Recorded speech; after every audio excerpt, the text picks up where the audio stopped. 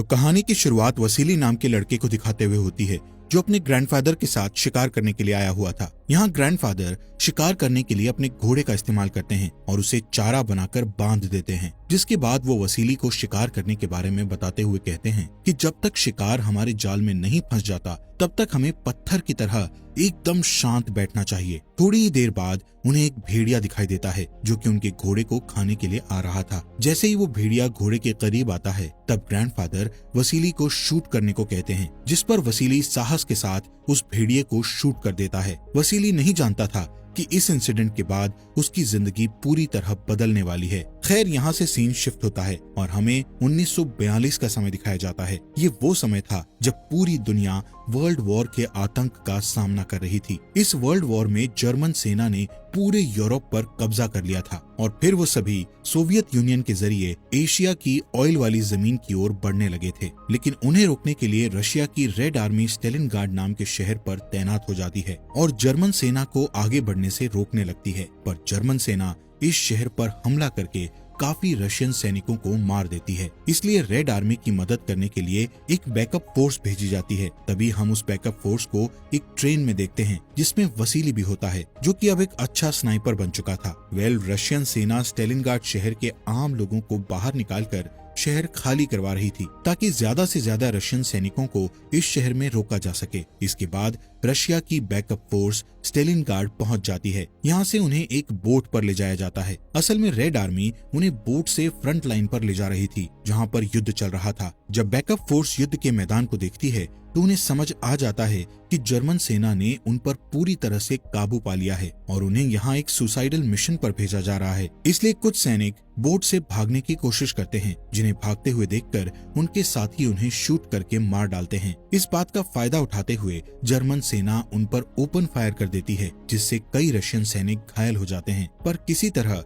उनकी boat dock पर पहुंच जाती है, जहां से बचे हुए सैनिकों को तुरंत दो की जोड़ी में बांट दिया जाता है और उन दोनों सैनिकों में से सिर्फ एक को राइफल दी जाती है, जबकि दूसरे को गोलियां देकर अपने साथी की मदद करने का काम दिया जाता है। यहाँ वसीली को सिर्फ कुछ गोलियां मिलती हैं और उसे अपने साथियों की मदद करने का कहा जाता है। वो सभी जैसे ही मैदान में उतरते हैं तो जर्मन सेना उन पर हमला करने लगती है, जिससे बचने के लिए वसीली झुक जाता है और छिपते हुए आगे बढ़ने लगता है। तभी कुछ सैनिकों को लगता है कि वो इस जंग को नहीं जीत पाएंगे, इसलिए कुछ सैनिक युद्ध के मैदान से भागने की कोशिश करते हैं, लेकिन भागने वाले अपने साथियों द्वारा मारे जाते हैं। लेकिन देखते ही देखते युद्ध का मैदान रशियन सैनिकों की लाशों से भर जाता है। कुछ ही देर बाद मैदान में एक कार आती है और एक टैंक से टकरा जाती है। असल में ये कार रशियन सेना के कमिश्नर डैनिलोव की होती है, जो कि अपनी जान बचाने के लिए उस कार से कूद जाता है। यहाँ चारों तरफ उसके दुश्मन मौजूद थे, इसलिए वो मरने का नाटक करता है और खुद को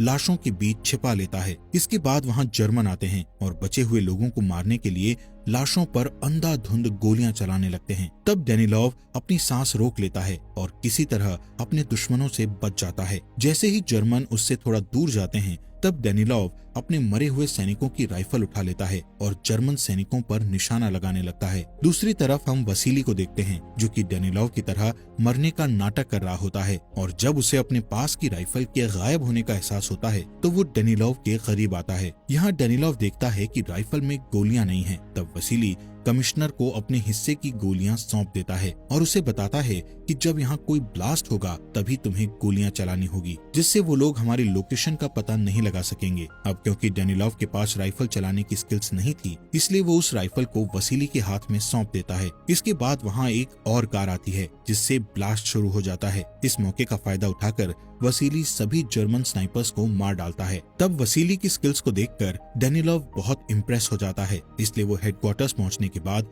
वसीली की बहादुरी के बारे में एक नोट लिखता है, जिसे वो पेपर में भी छपवाता है। इसी दौरान रेड आर्मी के हेड ऑफिसर को महसूस होता है कि उनकी सुरक्षा कमजोर हो रही है, क्योंकि उनके सैनिक देश के लिए अपनी जान देने के लिए तैयार नहीं हैं, जिस वजह से उनकी सोवियत फोर्स भी कमजोर हो रही है। इसलिए चेयरमैन निकिता अपने डिफेंस सिस्टम को दोबारा सही करने का सोचते हैं, जिसके लिए वो एक मीटिंग रखते हैं, जिसमें वो बड़े बड़े ऑफिसर्स से पूछते हैं कि हमें अपनी सेना को सही करने के लिए क्या करना चाहिए। जिस पर डैनिलोव कहता है कि हमें अपनी सेना को उम्मीद देने की जरूरत है, जिसके लिए हमें एक ऐसा हीरो चाहिए जो मातृभूमि की रक्षा के लिए सभी सैनिकों को मोटिवेट कर सके। जिस पर निकिता डेनिलोव से पूछते हैं कि क्या तुम्हारी नजरों में ऐसा कोई सिपाही है जो रेड आर्मी का हीरो बन सके। तब डेनिलोव उन्हें वसीली के बारे में बताता है, जिसे सुनकर निकिता बहुत इम्प्रेस हो जाता है और उसकी स्टोरी को सभी न्यूज़पेपर्स में छापने को कहता है। जिसके बाद वसीली की स्किल को देखते हुए उसे स्नाइपर डिवीजन में ट्रांसफर कर दिया जाता है। साथ ही उसकी कहानी पूरे देश में फैल जाती है, जिससे वो काफी फेमस हो जाता है। तब उसे रशियन सेना का आइकन मान लिया जाता है और जब भी कोई लड़का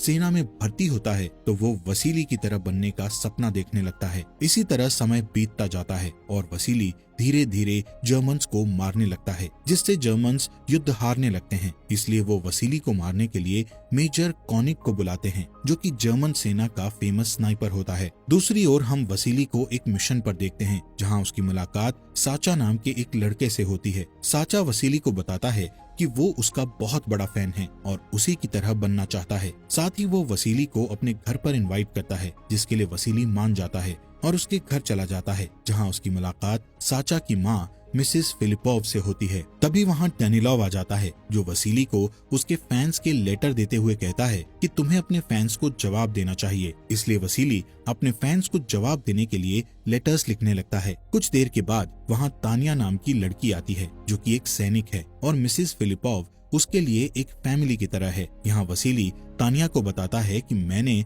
स्टेलिनग्राड जाते समय तुम्हें ट्रेन में देखा था, जिस पर तानिया कहती है कि मैंने तुम्हें पहले कहीं नहीं देखा, लेकिन पेपर में तुम्हारी न्यूज पढ़ी है, इसीलिए मैं तुम्हें पहचानती हूँ। यहाँ डेनिलोव और वसीली दोनों को ही तानिया बहुत पसंद आती है और वो उसमें इंटरेस्ट लेने लगते हैं। तभी डेनिलोव को पता चलता है कि तानिया को जर्मन भाषा आती है, इसीलिए वो उसे हेडक्वार्टर में जॉब दे देता है ताकि वो जर्मन कोड को समझ सके और उनकी मदद कर सके। लेकिन तानिया इस काम को करना नहीं चाहती थी। तब डेनिलोव उसे बताते हैं कि तुम ये जॉब करके बहुत सारे सैनिकों की जान बचा सकती हो, इसीलिए तानिया उसकी बात मान जाती है। अगले दिन वसीली को पुरानी डिपार्टमेंट स्टोर में तैनात किया जाता है, क्योंकि वहाँ एक जर्मन स्नाइपर उनकी सेना के लिए परेशानी खड़ी कर रहा था। जब वसीली वहाँ पहुँचता है तो उसे खिड़की के पास एक शैडो दिखाई देती है। तब वो उस पर शूट करके उस स्नाइपर को मार डालता है। यहाँ एक बार फिर वसीली की स्किल्स देखकर उसके साथी इम्प्रेस हो जाते हैं। इसके बाद वसीली अपने एक साथी के साथ उस मरे हुए स्नाइपर का टैग लेने के लिए जाता है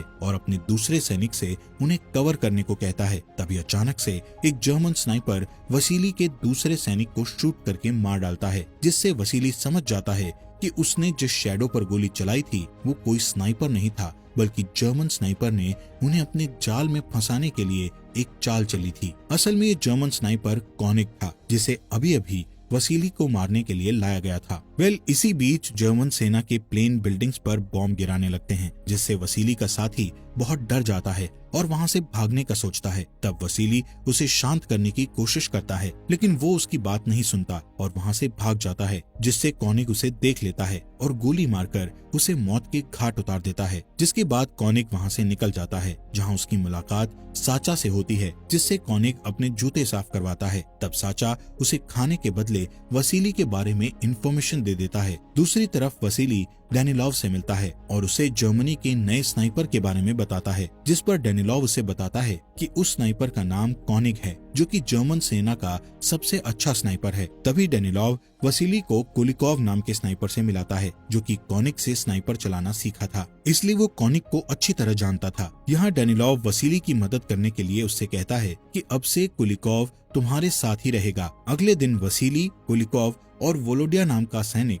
पुरानी बिल्डिंग में जाते हैं और जर्मन सैनिकों को मारने लगते हैं, लेकिन जल्द ही तीनों को पता चल जाता है कि वो जर्मन्स के जाल में फंस गए हैं, इसलिए वो तीनों एक सेफ जगह खोजने लगते हैं। तब दुश्मन उन पर गोलियां चलाते हैं, लेकिन किसी तरह वो एक सेफ जगह पर पहुंच जाते हैं और जर्मन्स पर नजर रखने लगते हैं। इसी तरह रात हो जाती है और वो तीनों डिनर की तैयारी करने लगते हैं। तब वोलोडिया को याद आता है कि वो अपना सूप दूसरे कमरे में भूल गया है, इसलिए वो सूप लेने के लिए भागता है, जिस दौरान वहाँ जर्मन्स आ जाते हैं और वोलोडिया को पकड़कर अपने साथ ले जाते हैं। यहाँ जर्मन्स उससे वसीली के ठिकाने के बारे में पूछते हैं, जिस पर वो कुछ भी बताने से इनकार कर देता है, जिससे जर्मन्स उसे अपनी यूनिफॉर्म पहनाकर बाहर भेज देते हैं। यहाँ वोलोडिया की यूनिफॉर्म देखकर कुलिकोव को लगता है कि वो एक जर्मन सैनिक है, इसलिए कुलिकोव उसे शूट करके मार डालता है, जिससे जर्मन्स को उनकी लोकेशन का पता चल जाता है। तब कुलिकोव जर्मन्स की लोकेशन का पता लगाने के लिए एक हेलमेट को खिड़की पर उठाता है, जिसे देखकर जर्मन्स उस पर शूट कर देते हैं, जिससे उन्हें भी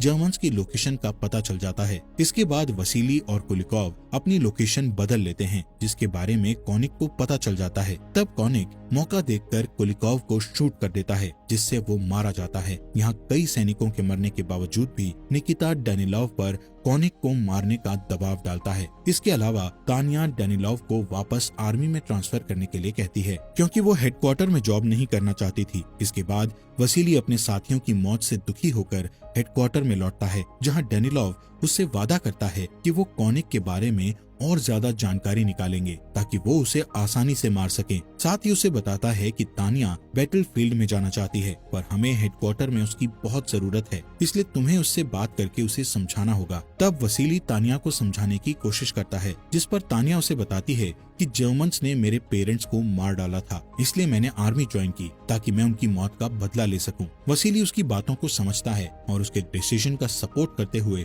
उसे कुलिकोव की राइफल दे देता है। इधर कॉनिक वसीली के ठिकाने के बारे में पता लगाने के लिए एक बार फिर साचा से मिलता है, जिस पर साचा उसे वसीली के ठिकाने के बारे में बता देता है और फिर अगले ही दिन कॉनिक उस लोकेशन पर चला जाता है और वसीली के आने का इंतजार करने लगता है। थोड़ी देर बाद वसीली और उसके साथी पाइप्स के जरिए उस जगह पर आते हैं। तभी कॉनिक उसे देख लेता है और जल्दी से उस पर शूट कर देता है, जिससे वसीली की राइफल नीचे गिर जाती है और उसका एक साथी घायल हो जाता है। यहाँ वसीली जल्दी से एक चट्टान के पीछे छिप जाता है और अपने साथी को वापस हेडक्वार्टर लौटने को कहता है। तब वसीली का साथी हेडक्वार्टर पहुंचकर तानिया और डेनिलोव को सारी बातें बताता है, इसलिए तानिया बिना सोचे समझे वसीली को बचाने निकल जाती है। यहाँ वसीली लगातार चाकू और रस्सी की मदद से अपनी राइफल को खींचने की कोशिश करता है, लेकिन कॉनिक उसे राइफल खींचने का कोई भी मौका नहीं देता। तभी जर्मन सेना के प्लेन वहाँ बॉम्ब गिराकर चले जाते हैं, जिससे पूरी बिल्डिंग हिल जाती है और हर जगह कांच के टुकड़े बिखर जाते हैं, जिससे कॉनिक को एक कांच के टुकड़े में वसीली क्लियर दिखाई देने लगता है। इसी दौरान तानिया भी वहां आ जाती है। तब वसीली उसे अपने पास आने से मना करता है, जिसके बाद वसीली भी उस कांच की मदद से कॉनिक को देखने लगता है। इसीलिए वो तानिया को इशारा करके उसके बारे में बताता है और फिर उसे कांच के टुकड़े की मदद से लाइट रिफ्लेक्ट करने को कहता है, जिस पर तानिया एक कांच के टुकड़े से उस कांच पर लाइट रिफ्लेक्ट करती है, जिससे कॉनिक उन्हें देख रहा था। ऐसा करने से रिफ्लेक्ट हुई लाइट सीधे कॉनिक की आंखों में चली जाती है, जिससे उसे कुछ देर के लिए कुछ दिखाई नहीं देता है। इस मौके का फायदा उठाकर वसीली अपनी राइफल उठा लेता है और कॉनिक को शूट कर देता है, जिससे गोली कॉनिक के हाथ में लग जाती है, इसलिए वो वहाँ से चला जाता है। इसी शाम वसीली और तानिया अपने साथियों के साथ अपनी छोटी सी जीत का जश्न मनाते हैं। अगले दिन वसीली डेनिलोव से कहता है कि मैं एक आम सैनिक बनना चाहता हूँ, क्योंकि जब से मैं आर्मी का हीरो बना हूँ तब से मेरे ऊपर बहुत ज्यादा प्रेशर आ रहा है। जिस पर डेनिलोव उसकी बात से इनकार करता है और उसे बताता है कि अब हम साचा का उपयोग करके कॉनिक को मारेंगे। यहाँ हमें पता चलता है कि साचा एक डबल एजेंट के रूप में काम कर रहा है। खैर, साचा की मदद से उन्हें कॉनिक की लोकेशन का पता चल जाता है। तब वसीली को उसे मारने का लास्ट मिशन सौंपा जाता है। इसके बाद वसीली जमीन पर पड़ी लाशों के बीच चला जाता है और लाश होने का नाटक करने लगता है, जैसा कि उसके ग्रैंडफादर ने उसे शिकार करते समय सिखाया था। ठीक वैसे ही वो कॉनिक को मारने के लिए छिपकर उसका इंतजार करता है और अपने बचपन का वो दिन याद करता है जिस दिन वो अपने ग्रैंडफादर के साथ शिकार करने के लिए गया था। लेकिन कई घंटों तक कॉनिक वहां नहीं आता और इंतजार करते करते वसीली की आंख लग जाती है। तब एक जर्मन सैनिक वहां आता है, जो कि वसीली का स्नाइपर लॉग उठाकर अपने साथ ले जाता है। फिर वो सैनिक अपने कमांडर को वो स्नाइपर लॉग दिखाता है, जिससे उन्हें लगता है कि वसीली मर चुका है, इसलिए वो कॉनिक को वापस घर जाने को कहते हैं। लेकिन कॉनिक को 100% यकीन था कि वसीली अभी जिंदा है। इधर जर्मन हेडक्वार्टर लाउडस्पीकर के माध्यम से वसीली की मौत की अनाउंसमेंट करता है, जिससे सभी सैनिक बहुत खुश हो जाते हैं। इस बीच कॉनिक वसीली को पकड़ने के लिए साचा को अपनी अगली लोकेशन के बारे में बताता है, क्योंकि वो जानता था कि साचा एक डबल एजेंट है, इसलिए वो रशियंस को उसकी लोकेशन के बारे में जरूर बताएगा। खैर, वसीली जब काफी समय तक हेडक्वार्टर में नहीं आता है तो डेनिलोव को भी विश्वास हो जाता है कि वसीली मर चुका है, इसलिए वो पेपर में उसकी मौत के बारे में लिखना शुरू कर देता है। लेकिन तभी वसीली वहां आ जाता है, जिसे देखकर सभी लोग हैरान हो जाते हैं। जल्द ही वसीली को साचा के जरिए पता चलता है कि तानिया कॉनिक को मारने के लिए स्टेशन गई हुई है, जिससे वसीली और डेनिलोव जल्दी से उसे बचाने के लिए निकल जाते हैं, जहाँ वो तानिया को सुरक्षित देखकर खुश होते हैं। यहाँ तानिया वसीली को जिंदा देखती है तो वो बहुत खुश हो जाती है और उसे किस कर लेती है। असल में वो दोनों एक दूसरे से प्यार करने लगे थे, पर जब डेनिलोव को इसके बारे में पता चलता है तो वो वसीली से नफरत करने लगता है, क्योंकि वो भी तानिया से प्यार करता था। डेनिलोव इस बात से इतना गुस्सा हो जाता है कि वो अपनी सेना के प्रति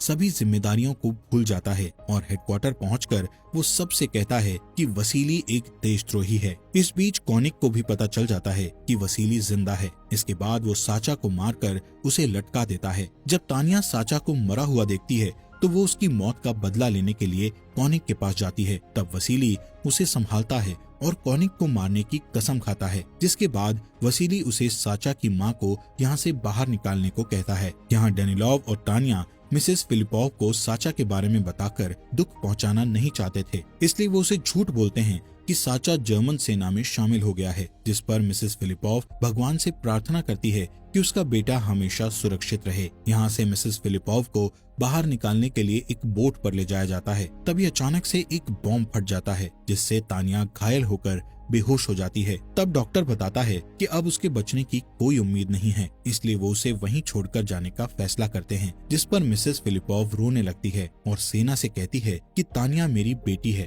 और मैं इसके बिना कहीं नहीं जाऊंगी। इसलिए वो तानिया को अपने साथ ले जाने के लिए मान जाते हैं। दूसरी तरफ डेनिलोव वसीली के पास जाता है और उसे तानिया की मौत की खबर देता है। साथ ही वो खुद को तानिया की मौत का जिम्मेदार समझता है, जिस वजह से उसे बहुत गंदा महसूस होता है और वो खुद को मारना चाहता है। इसलिए वो कॉनिक के सामने आ जाता है। तब कॉनिक उसे शूट करके मार डालता है। यहाँ कॉनिक को लगता है कि उसने वसीली को मार दिया है, इसलिए वो जीत की उम्मीद करते हुए सावधानी से आगे बढ़ता है, जहाँ वसीली पहले से ही उसका इंतजार कर रहा होता है। तभी कॉनिक देखता है कि वसीली ने उसके ऊपर राइफल पॉइंट करके रखी हुई है, इसलिए कॉनिक अपने भाग्य को स्वीकार करते हुए मरने के लिए तैयार हो जाता है और फिर वसीली उसे शूट करके मार डालता है। इसके बाद वसीली डेनिलोव का सम्मान करते हुए उसके हाथ में अपनी राइफल रख देता है और वहाँ से चला जाता है। इसके बाद हमें 2 महीने बाद की कहानी बताई जाती है, जहाँ स्टेलिनग्राड शहर जर्मन से आजाद हो चुका है। साथ ही वसीली को तानिया का लेटर मिलता है, जिसमें लिखा था कि वो हॉस्पिटल में है